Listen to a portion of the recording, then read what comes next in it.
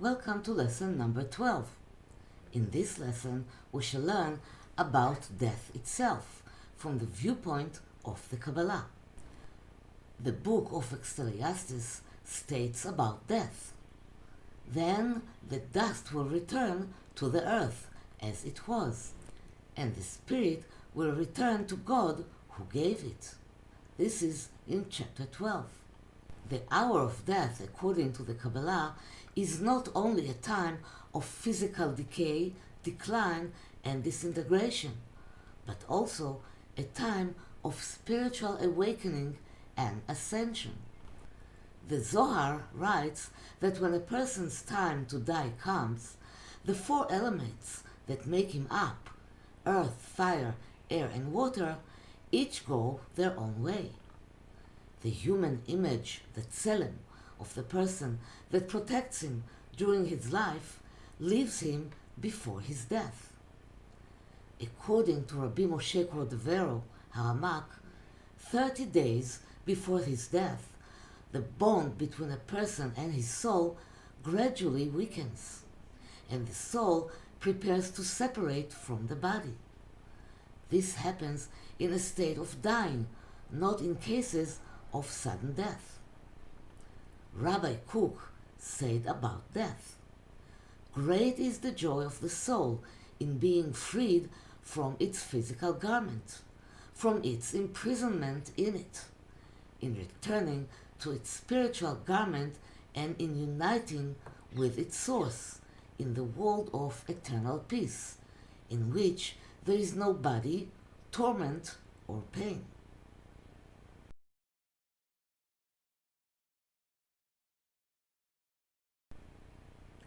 When a person works hard in his life, learns, builds vessels, and transforms them for the better, performs altruistic actions for the benefit of the whole, the soul receives back from him all the parts that he managed to transform from the will to receive to the will to receive in order to influence.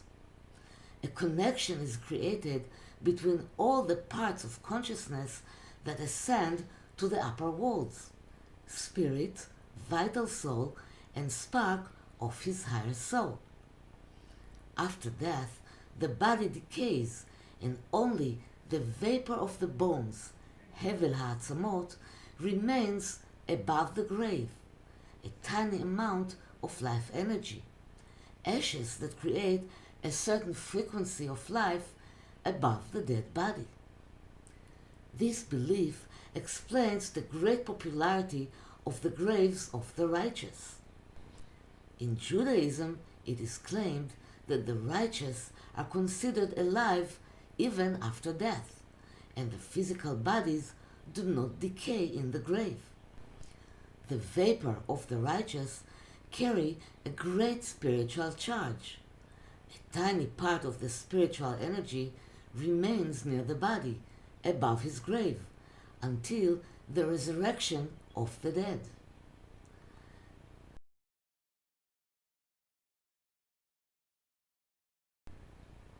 In the Holy Land, many people flock the graves of the righteous, raising requests from the spiritual remains that hover over the tomb of the righteous. They usually ask the righteous to make contact for them in the upper worlds and convey the requests upwards.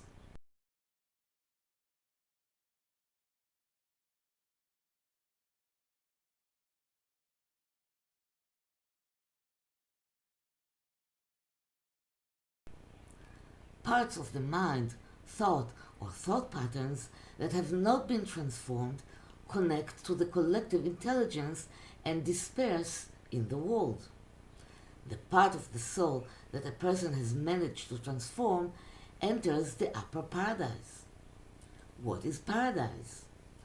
The world of formation is called by Kabbalah Gan, or garden.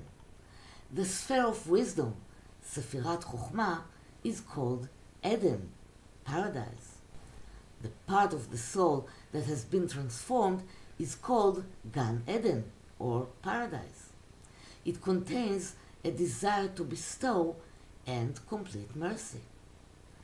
The vital soul, the nefesh, enters the fifth heaven, and the spirit, ruach, enters the quell of spirits in the sphere of glory, Sefirat Tiferet, and both are integrated together and enter the lower paradise, where they undergo purification. The part that was transformed at the root of the higher soul, neshama, nourishes the spirit that nourishes the vital soul, and the parts of the mind that has been transformed, and the ashes of the deceased bones. The deceased person receives a chalukah d'Rabbanan, spiritual heavenly clothing, that has an inner light.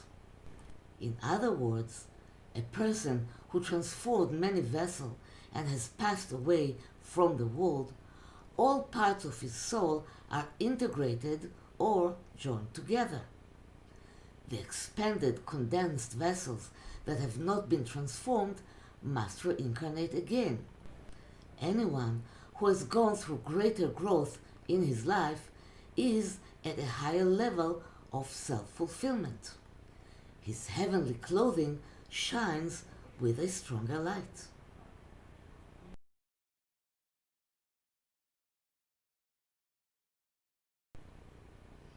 From the Kabbalah, we learn about the torment of the grave, or chibut hakever.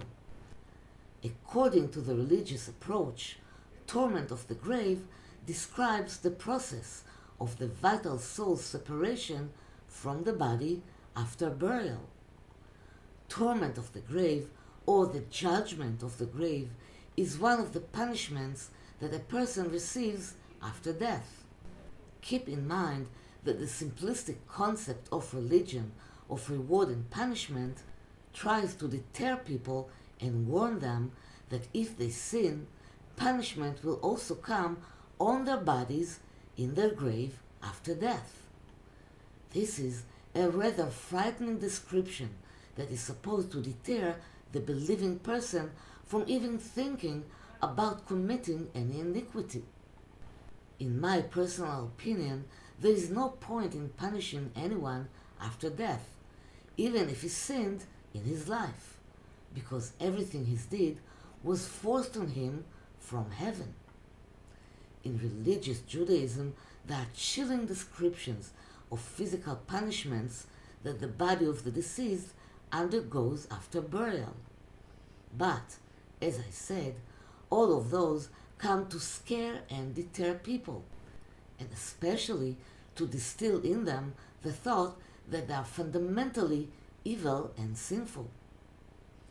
In the next lesson, we shall learn about the hollow of the sling and the gates to the spiritual worlds. So thank you, and see you in the next lesson.